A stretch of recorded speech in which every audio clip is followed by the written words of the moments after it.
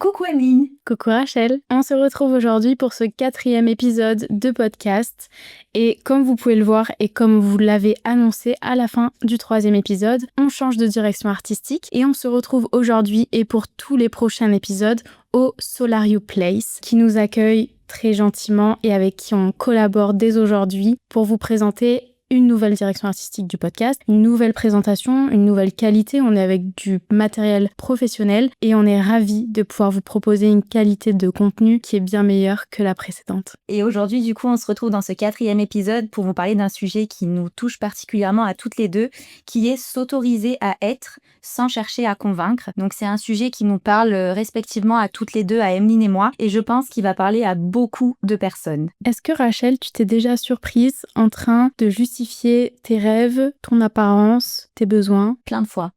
Ça m'est arrivé énormément de fois de justifier de mes choix, de mon apparence, de qui j'étais aussi même parfois. Et notamment ces derniers temps, quand je me suis reconnectée à ma propre spiritualité et que j'ai aussi compris que j'adorais tout ce qui était création de contenu. Et en fait, en tout cas, ce que je pensais, c'était que spiritualité et influenceuse création de contenu n'étaient pas compatibles et en fait je me cachais et je me justifiais à chaque fois. C'est-à-dire que même parfois je ne voulais pas par exemple qu'il y ait des gens que je connaisse qui me suivent sur mon compte parce que je voulais pas forcément qu'ils voient ce que je propose. Je me cachais vraiment derrière beaucoup de choses parce qu'en fait comme je te disais j'avais vraiment l'impression que spiritualité et le côté influence n'était pas compatible et en tout cas c'était la croyance que j'en avais et je suis très heureuse du coup à l'heure d'aujourd'hui parce que j'arrive maintenant à allier de plus en plus quand les gens me demandent ce que je fais, je leur dis je suis thérapeute holistique et créatrice de contenu parce que même si je n'ai pas une communauté encore de 10 000 followers, de 20 000, de 50 000, je me considère comme une créatrice de contenu parce que pour moi je fais passer un message à travers les vidéos que je tourne, à travers les posts que je mets, mes stories, etc.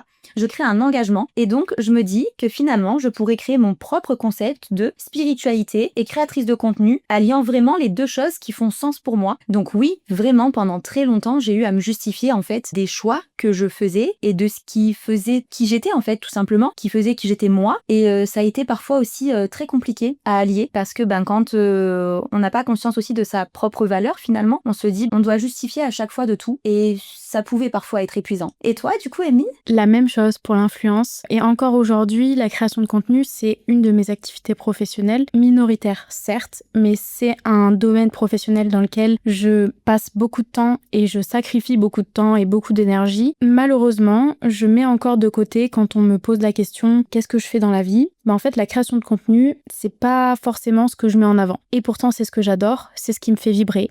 De partager, et c'est pour ça aujourd'hui qu'on est face à vous, c'est pour partager ce qu'on aime. La création de contenu, c'est quelque chose qui nous anime à toutes les deux, et pourtant c'est pas ce qu'on met en avant facilement, parce qu'on est aussi dans cette problématique de s'autoriser à être, et c'est pas parce qu'on vous partage des sujets qu'on les maîtrise entièrement, enfin on n'a pas forcément guéri non plus toutes ces parts-là, et on a toujours des parts d'ombre, même dans les sujets qu'on vous propose dans ce podcast, et c'est pour ça aussi que c'est beau de partager avec vous notre chemin de vie et notre chemin de conscience. Mais je dirais aussi l'ambition qui est cachée, dissimulée aux personnes qui en ont pas forcément, ou en tout cas que je juge pas autant que moi. Et aussi l'âge, parce que j'ai 23 ans, je suis très jeune par rapport à ce que je peux mettre en place dans ma vie, ce que je peux faire paraître aux autres. Et donc du coup, c'est pour ça que ça paraît difficile pour moi d'assumer ce jeune âge, parce que je ne me sens pas légitime de fréquenter des personnes plus âgées que moi. Et pourtant, je ne fréquente que des personnes plus âgées que moi, mais on n'est pas sur 1 an, 2 ans, on est vraiment sur des personnes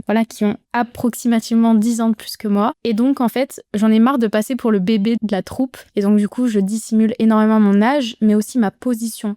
J'essaie de paraître un peu plus âgée, un peu plus mature, alors que parfois, j'ai des parts de moi qui sont immatures, et en fait, je les accueille pas, et je les mets sous le tapis. Et du coup, je voulais rebondir sur ce que tu disais, Emeline, justement, sur le fait que on a créé aussi cet espace et ce podcast pour justement partager avec vous qui nous regardez, partager aussi entre nous notre cheminement, nos expériences, notre vécu. Et tu disais très justement qu'on n'a pas toutes les parts de nous qui sont guéries et c'est pas le but non plus en fait. Nous on a juste envie aussi de vous partager, de transmettre et finalement en fait la création de contenu, c'est pas que Instagram, TikTok, que les réseaux sociaux. La création de contenu, c'est aussi créer du contenu impactant où les gens vont pouvoir s'en inspirer et c'est pas forcément dire il faut faire ça, il faut faire ci, il faut faire ça, nous on est comme ci, nous on est comme ça, mais c'est plus on vous partage notre vision, on vous partage ce qui fait sens pour nous et en fait là on est pleinement dans le sujet parce que finalement en ayant créé ce podcast, en ayant eu cette collaboration aussi avec Solar Replace qui est arrivée vraiment comme un cadeau du ciel, on peut juste en fait être nous sans chercher à convaincre qui que ce soit parce qu'on est juste là assis sur des canapés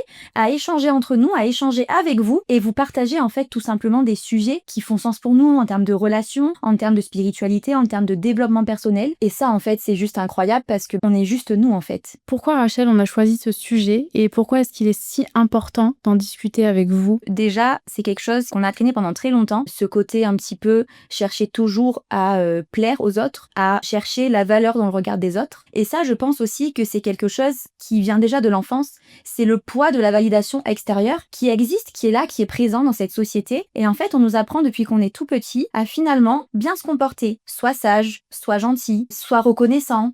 C'est bien ce que tu fais, mais toujours dans le regard de l'autre et on nous apprend pas en fait à regarder sous notre propre prisme. Plutôt que de dire à un enfant, sois d'abord fier de toi, plutôt que de dire je suis fier de toi, ça veut dire qu'en fait on attend toujours la validation de l'autre. Et ça c'est quelque chose qui est ancré dans les croyances, dans la société, et ce qui fait qu'en fait en grandissant finalement, on attend toujours cette valeur extérieure en fait finalement. Et ça on l'a, je pense, avec cette société aussi hyper connectée, surconnectée, parce que comme tu le dis si bien, on a déjà ce prisme qui se construit dans l'enfance parce que on ne cherche pas à être, mais à être compris. Et ça, je l'ai vécu énormément quand j'étais enfant parce que j'ai été énormément incomprise par mon hypersensibilité. Et donc, je pense que même à l'âge adulte ou même à l'adolescence, on rentre sur les réseaux sociaux qui sont des plateformes ultra sociales. On n'est même pas sur du social normal, du social humain, où on part du principe que tout ce qu'on partage, on le partage avec des centaines et des centaines de personnes. Et donc du coup, on a cette pression de devoir être validé non pas par la personne à qui on parle, mais par des personnes qui ont ce regard aussi sur leur téléphone et qui peuvent avoir cette vision de notre vie pour lesquelles on essaie d'être validé. Donc du coup, il y a ce prisme en fait de on veut être survalidé parce qu'on est surconnecté. On vous dit pas encore une fois qu'on est 100% ok avec ça, mais on essaye en tout cas de plus en plus juste d'être et plus forcément de chercher cette valeur et cette approbation extérieure. Mais on essaye, on dit bien, parce que là, en ayant créé ce podcast, en fait, on sait très bien aussi à quoi on va être confronté, c'est-à-dire que notre entourage aussi peut tomber sur ce podcast. On propose ce contenu pour qu'il soit proposé au monde, mais on se confronte aussi au regard de l'autre à travers un autre prisme. Et ça aussi, c'est un sacré exercice pour nous. Donc c'est pour ça qu'on avait envie de traiter ce sujet aujourd'hui avec vous, parce que c'est hyper important. Et du coup, on va revenir aussi sur les racines du besoin de convaincre, en fait. Le besoin de reconnaissance, comme tu l'as si bien dit, vient de l'enfance, dès le début, avec cette capacité de devoir satisfaire l'autre. On est dans une position d'attente, de survalidation, de devoir essayer de convaincre l'autre de nous aimer parce que on doit être sage, parce que on doit être performant à l'école, parce qu'on doit satisfaire les ordres des adultes également. Tout ce mécanisme de devoir être compris et non accepté d'être simplement vient, je pense, de base de l'enfance. Oui, et puis surtout quand on est enfant, on n'a pas encore ce prisme-là, d'abord ce discernement nécessaire. Quand on est regardé à travers le regard de nos parents, on attend cet amour et cette attention, on se doit forcément de faire ce qui nous est demandé. Et finalement, si on ne le fait pas, on en vient à avoir peut-être des sanctions, des punitions. Pour nous en tant qu'enfants, quand on est puni, quand on est sanctionné, c'est-à-dire que peut-être nos parents ne nous aimeront plus. Ou même un rejet. Complètement. Moi, enfant, je sais pas si je l'ai vraiment vécu, mais en tout cas à l'adolescence et à l'âge adulte, j'ai été sanctionnée de rapport avec mes parents par le silence. Parce que mon comportement ou mes choix de vie n'étaient pas en raccord avec ce que mes parents avaient imaginé pour moi. En fait, ce besoin de plaire et d'être compris, d'être validé par l'autre, vient aussi par cette peur du rejet. Oui, et puis surtout, en fait, on a besoin d'être reconnu dans le regard de nos parents. Et si on n'est pas reconnu dans le regard de nos parents, c'est ce qui crée en fait ce déséquilibre quand on est enfant. Et on va chercher ce besoin de validation à l'extérieur du cocon familial parce qu'on l'a pas assez ressenti dans le cocon familial du coup. Oui, et puis du coup on est en carence émotionnelle en fait. Mon père était pas absent physiquement parce qu'il était présent avec nous, mais il partait très souvent parce qu'il était marin. donc il partait très très souvent en mission. Et du coup, émotionnellement, il était pas là, il ne savait pas faire en fait. Mais comme je disais encore tout à l'heure, quand on est enfant, on n'a pas ce prisme-là et ce recul nécessaire pour comprendre. Donc en fait, ce qui se passe dans la tête d'un enfant, c'est mon père ne me reconnaît pas ou mon père ne m'aime pas parce qu'il ne me montre pas l'amour que moi j'aimerais qu'il me montre. Et puis aussi, moi je m'intéresse énormément à l'éducation Montessori, bien qu'elle soit pointée du doigt aujourd'hui, parce que je pense qu'elle peut être aussi un petit peu excessive. Alors, je sais pas si toi t'es de cet avis-là. Est-ce que on peut aussi apprendre à un enfant à ne plus être dépendant de ce rapport à l'autre et de cette validation à l'autre dès l'éducation? En gros, est-ce que quand on vient donner notre dessin à notre parent en disant tiens, regarde mon dessin, c'est pour toi, est-ce que le fait de dire oh, c'est beau mon amour, ce dessin, il est super beau, etc. Cette validation, cette évaluation de ce qu'on a fourni au niveau de notre comportement ou au niveau de, par exemple, d'un dessin, est-ce que le fait d'encourager un enfant dans le fait qu'on a acquiescé et on a validé ce qu'il a fait, ça ne le rend pas forcément dépendant, en fait, finalement, à la validation et à ce besoin d'être reconnu?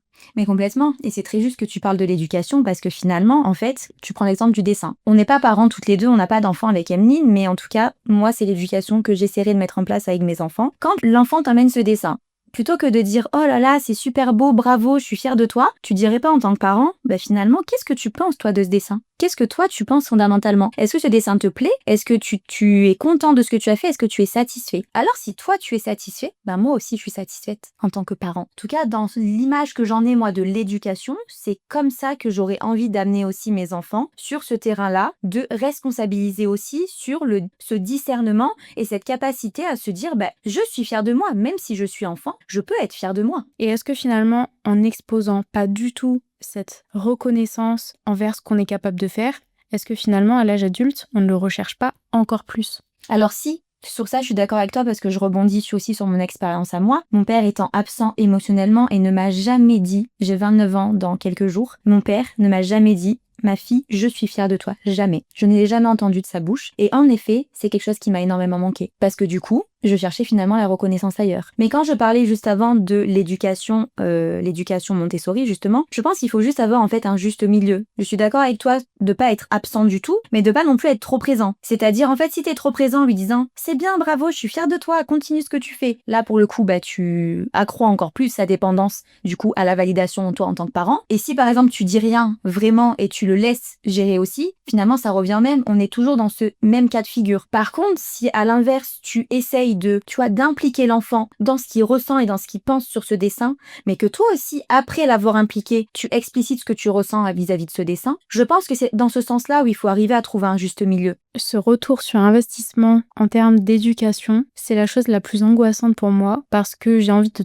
faire tout parfaitement, parce que je sais que si aujourd'hui j'en suis venue à faire de la thérapie, j'en suis venue à faire ce podcast, c'est parce que j'ai eu des carences dans mon éducation. En tout cas, il y a des choses qui n'ont pas été confortables pour moi et sur lesquelles je travaille aujourd'hui pour devenir meilleure. Et en fait, cette pression-là d'éviter tout ce chemin-là à mes enfants, je me mets une pression monstre. On fait une éducation comme on la semble la meilleure, en fait, avec ses enfants. Et en fait, finalement, on a ce retour sur investissement 15 ans après. Et c'est hyper stressant de se dire quelles vont être les retombées psychologiques, physiologiques de mon enfant, alors que sur le moment, on n'a pas de résultat. On peut avoir un résultat sur le manque d'éducation, sur le fait qu'un enfant peut être impoli, etc. Mais sur l'impact psychologique d'une éducation, en fait, ce retour-là, on l'a des années et des années après, une fois que l'adulte commence à se construire, en fait. Et j'arrive maintenant à avoir ce recul en me disant, finalement, mes parents, ils ont fait ce qu'ils ont pu et ils ont fait de leur mieux, en fait. Même si c'était désagréable pour moi, même si j'étais en colère envers mes parents, parce que oui, j'ai ressenti beaucoup de colère, beaucoup de frustration, beaucoup de tristesse, je peux le dire, aujourd'hui, sur ce podcast-là, je suis vraiment apaisée et je n'ai plus ce sentiment de colère que j'ai pu ressentir envers mon père. Mais parce que j'ai cheminé, j'ai travaillé, et bien sûr que les étapes par lesquelles je suis passée ont été indispensables pour moi et pour mon chemin de guérison par rapport à cette problématique-là, qui était en lien avec mon père, tu vois.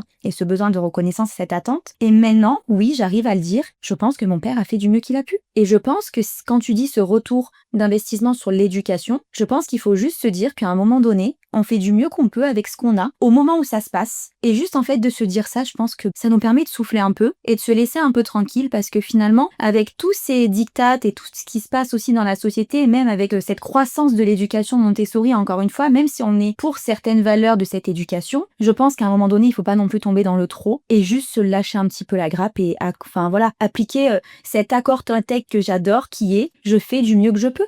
Exactement. Je pourrais rebondir aussi sur faire du mieux qu'on peut, mais aussi, comme on en a discuté tout à l'heure en préparant un futur événement avec vous, le fait de douter constamment de soi remet en question sa position et son comportement, ainsi que ses idéologies, et c'est dans ce doute qu'on se pousse vers le haut et qu'on crée un nivellement vers le haut. Je pense que c'est la valeur essentielle et je pense qu'on peut aussi le pointer du doigt en se disant « maintenant, moi, je doute pas de moi parce que je suis une bonne personne, etc. » C'est pas le sujet. Ça, c'est un non-sujet à mon goût. Je pense que juste le fait de douter de soi, de pouvoir remettre en question son comportement, permet de s'améliorer et permet aussi de s'améliorer dans sa sphère parentale. Oui, et puis aussi, tu sais, je pense qu'à un moment donné, quand on grandit, je pense que c'est hyper important, en tout cas, c'est ma vision, c'est mon prisme à moi et c'est ce que moi j'ai appliqué et ce que j'applique encore au quotidien, c'est que j'apprends à me responsabiliser. À un moment donné, si une situation ne te convient pas, si une relation ne te convient pas, je pars du principe que, peu importe à qui tu t'adresses, je pars du principe que tu peux tout dire.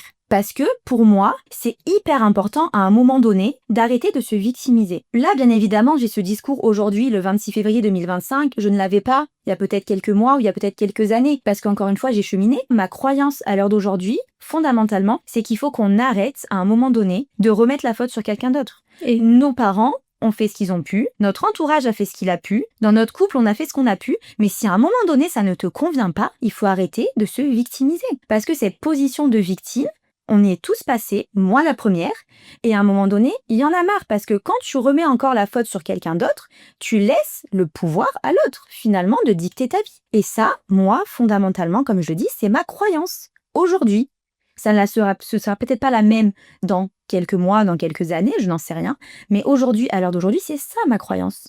Et je suis complètement d'accord avec toi, Rachel.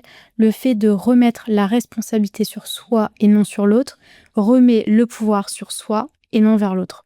Mais c'est, pour moi, à l'heure d'aujourd'hui, vraiment, et là, je me vois vous parler, mais je sens que c'est un sujet qui fait sens vraiment pour moi, parce qu'en fait, cette notion de responsabilité, on l'oublie très souvent, et finalement, on cherche toujours à trouver un coupable finalement, à trouver un coupable et à trouver quelqu'un à pointer du doigt, parce que bien évidemment c'est plus facile de remettre la faute sur l'autre.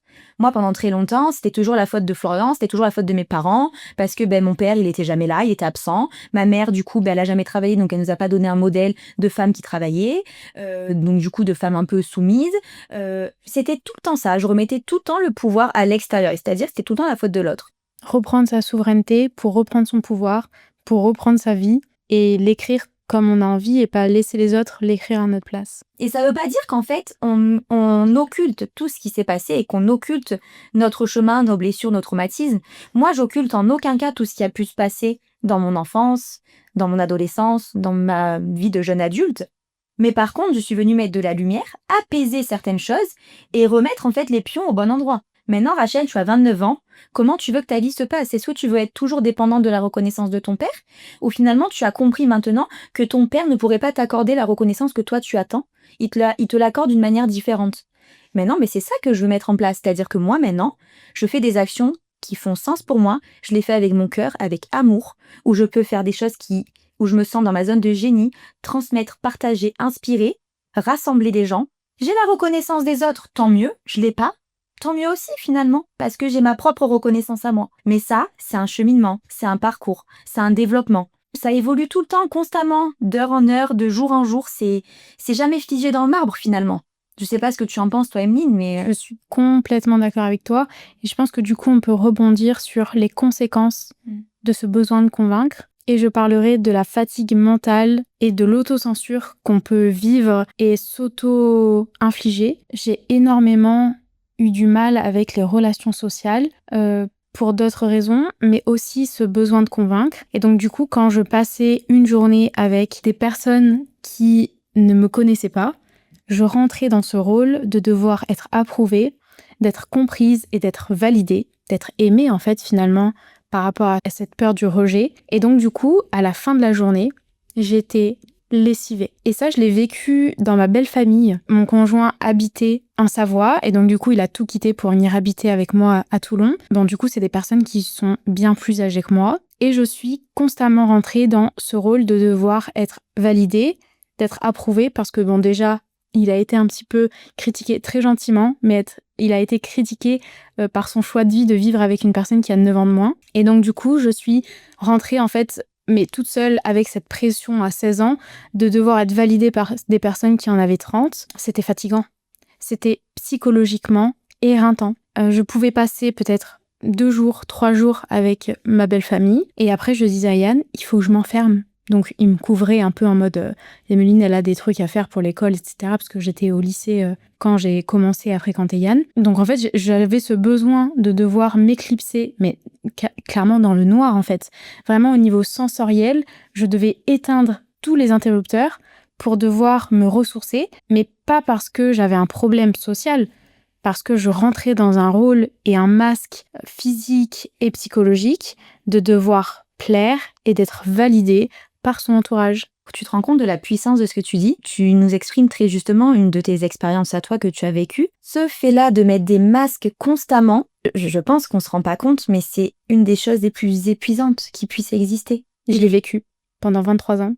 Mais ça m'étonne pas parce que moi, pareil, je l'ai vécu pendant 26 ans de ma vie, à porter le masque de la fille forte. Moi, j'avais tendance en fait à vouloir tout contrôler dans ma vie et à ne jamais laisser rien transparaître qui n'aille pas forcément. Par exemple, dans mon couple, si ça n'allait pas, quand on fermait la porte de l'appartement, tout sourire. On est de passer c'était le chaos à la maison, c'était horrible.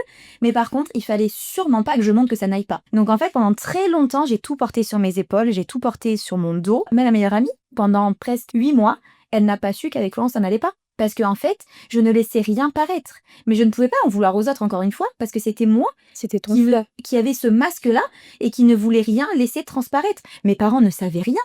Quand je me suis séparée avec Florian pendant 1 mois et demi, 2 mois, en été 2022, que j'ai appelé ma mère, que j'ai pris mes affaires et que je lui ai dit « Maman, je reviens à la maison !» Elle m'a dit « Mais comment ça ?»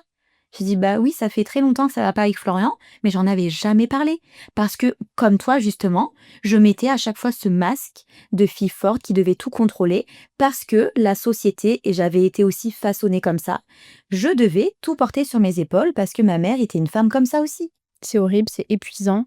Et surtout, il faut arrêter. Je travaille sur le masque dans le sens où j'ai adopté un masque social, froid, distant, hautain, parce que j'ai été blessée par ma mère enfant. J'ai compris que si ma mère était capable de me blesser, tout le monde était capable de me blesser. Et donc du coup, je suis rentrée dans un rôle de la méchante parce que c'est plus simple d'attaquer avant de se faire attaquer. C'est horrible, hein. Mais donc du coup, je me suis auto-sabotée finalement. Et aujourd'hui, je comprends que ce masque peut être agréable, peut être souriant, peut être solaire, parce que c'est moi, et parce que cette vulnérabilité, on ne peut pas l'exposer à tout le monde, parce que pas tout le monde est capable d'écouter et d'accueillir notre vulnérabilité. Et donc je pense que c'est ok d'avoir un masque social, parce que pas tout le monde est bienveillant, pas tout le monde a de bonnes intentions envers vous, et je pense qu'il faut un peu déculpabiliser ça, de se dire, oui, j'ai un masque, mais il peut être agréable et il peut être plus fin. On peut percevoir la personnalité d'une personne sans qu'elle puisse se livrer à 1000% à la société. J'aimerais rebondir sur ce que tu disais. Tu disais que tu avais ce masque de la fille hautaine, froide. Pendant très longtemps, mon entourage, mes amis, me disaient à chaque fois « Putain, mais tu fais super hautaine. Quand on te connaît pas, on n'a pas envie de te parler. Tu regardes trop mal les gens. » Et en fait, moi, contrairement à toi, c'était une protection que je m'étais mise, mais involontairement pour le coup. Là, vraiment, j'enlève ma responsabilité. C'était cette étiquette-là qu'on m'avait collée.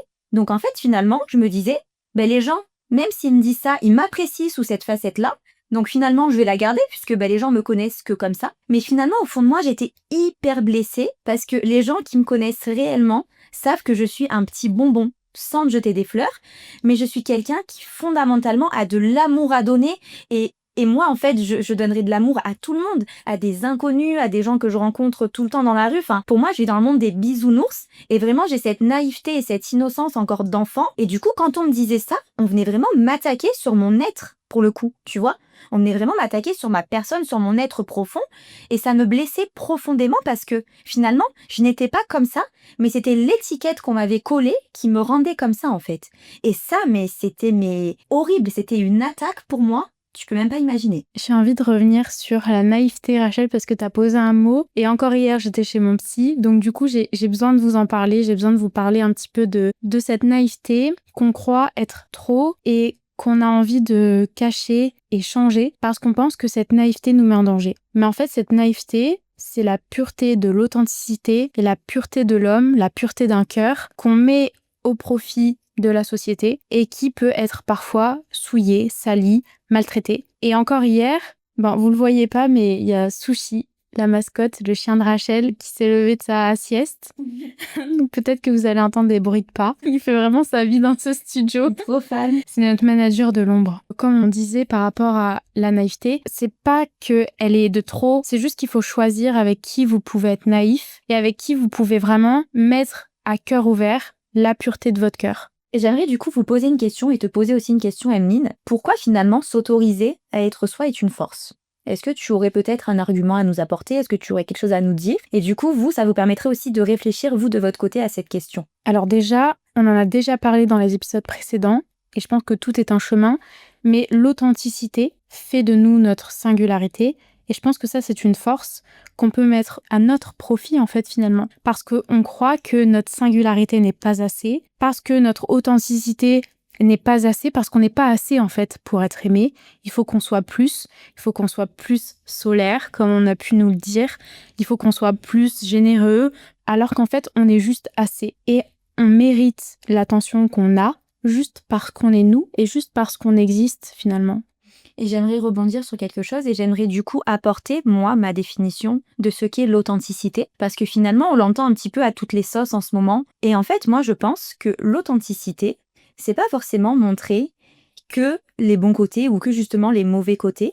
C'est aussi accepter, en fait, de naviguer entre deux zones, on va dire, un petit peu. Que ce soit nos zones d'ombre, qui sont nos doutes, nos peurs, nos blessures, nos croyances limitantes, mais aussi surfer sur ce côté aussi joie, d'être content de nous, d'être content de mettre des choses en place, d'être content de qui on est, de qui on devient.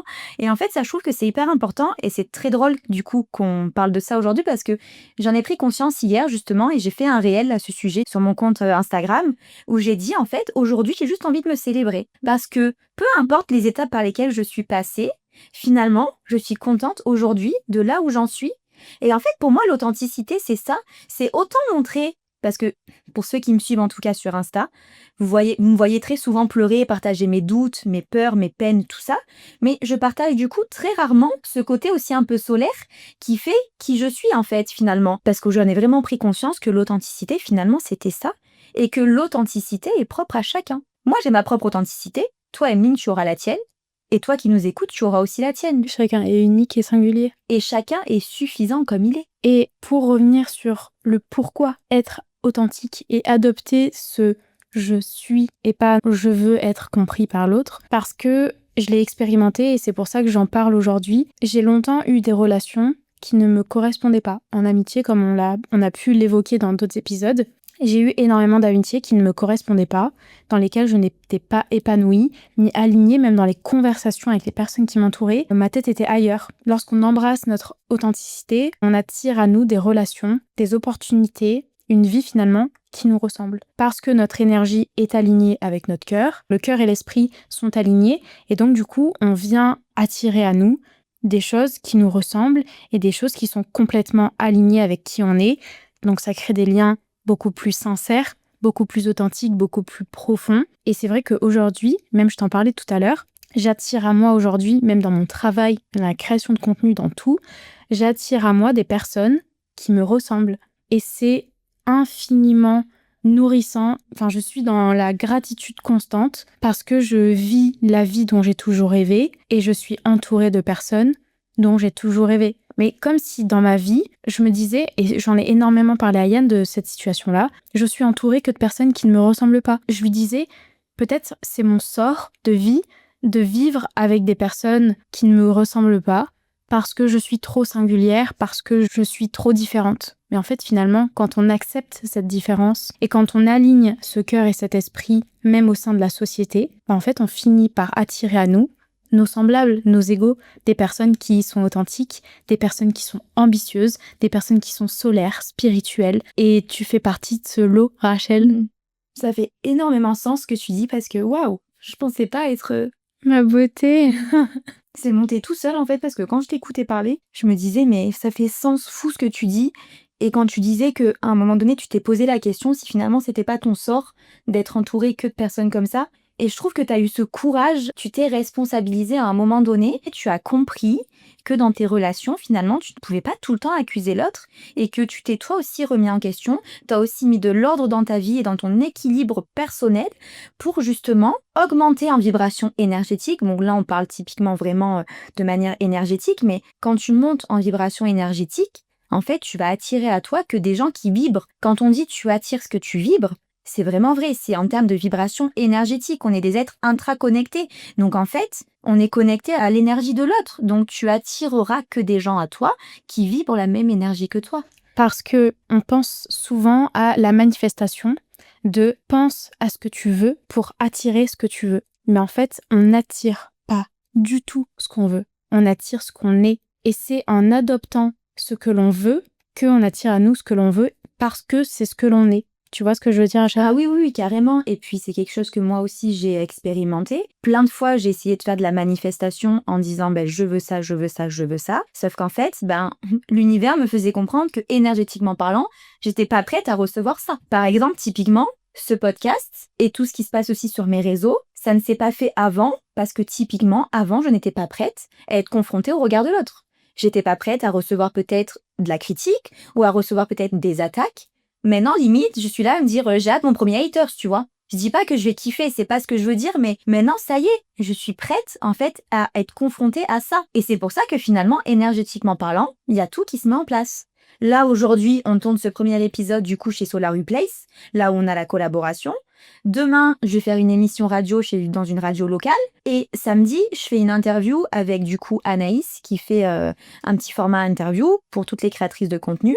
Et en fait, je me dis, bah ouais, pourquoi tout arrive là maintenant? Parce que maintenant, énergétiquement parlant, je suis prête à ça, à être confrontée à ça, et ma vibration énergétique du moment, elle est comme ça en fait, tu vois. Et la manifestation, comme tu le disais, c'est pas le je veux, c'est je suis, donc je vais attirer ce que je suis. Et je voulais juste aussi du coup te faire une petite déclat, parce que tu m'en as fait une quand même, donc tu fais partie vraiment des personnes à l'heure d'aujourd'hui qui comptent le plus pour moi, vraiment, je te le dis, et c'est très sincère aussi. Quand tu es avec quelqu'un et que tu peux juste être en fait, c'est-à-dire que quand je suis avec Emeline, je m'assois et je suis juste moi. J'ai pas besoin de réfléchir à ce que je vais dire, j'ai pas besoin de réfléchir à ce que je vais faire. En fait, c'est ok, je suis juste moi. Et moi, maintenant, c'est des relations comme ça que j'ai envie. Et comme c'est ce que je dégage, finalement, j'attire à moi que des gens comme ça aussi. Je suis très contente aussi parce que je découvre une très belle facette aussi d'Emeline qu'elle ne montre pas forcément tout le temps.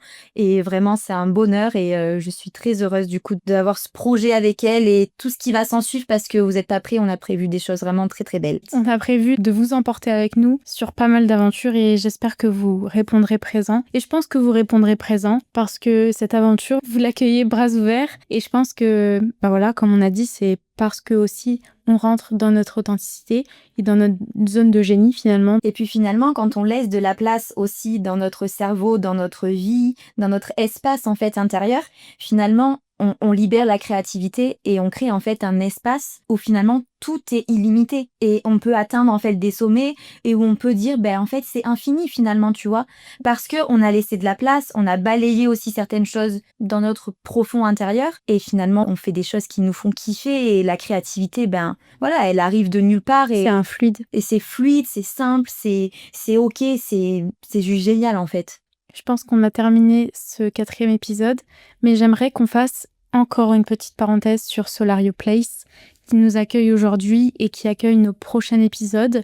Donc, c'est un studio d'enregistrement de podcast, mais pas que.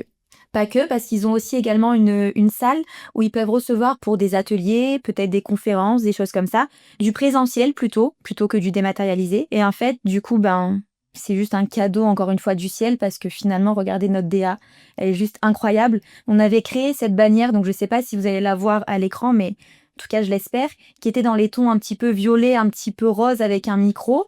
Et finalement, quand on a trouvé ce studio et qu'on a vu les photos sur leur Instagram, C'était cette DA-là. c'était exactement les mêmes couleurs finalement. Et moi, pour revenir aussi sur une petite anecdote, quand Emeline m'avait contactée sur Instagram, j'avais mis une photo sur mon vision board en tout petit comme ça, une toute petite photo avec 2 filles dans un espace un petit peu rose, un petit peu violet comme ça. Donc finalement, je crois qu'on a manifesté en fait le podcast tout simplement. On s'est alignés et c'est venu à nous. Exactement, on l'a manifesté, donc du coup on s'est connecté énergétiquement parlant et on l'a créé dans la matière, tout simplement.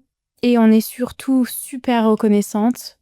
Je parle sur le nous parce que tu me diras, mais je pense que tu es d'accord avec moi. On est super reconnaissante de travailler avec une équipe qui nous ressemble, qui a le cœur sur la main, qui est rayonnante, qui est ambitieuse, qui a le sens du détail. En fait, des gens qui nous ressemblent, qui ressemblent à qui on est. Et en fait, c'est pour ça que c'est juste magique, c'est juste un rêve éveillé de pouvoir travailler avec eux. Et voilà, donc ce n'est que le début de la collaboration. Donc aujourd'hui, on vous en parle rapidement, mais on va vous présenter les locaux, on va vous présenter l'équipe et on va vous présenter tous les événements qui vont arriver avec eux parce que on va grandir main dans la main avec ce studio qui nous accueille et qui croit en nous en bas de la réussite et pour lesquels on va grandir et on va traverser ce chemin du succès main dans la main avec eux.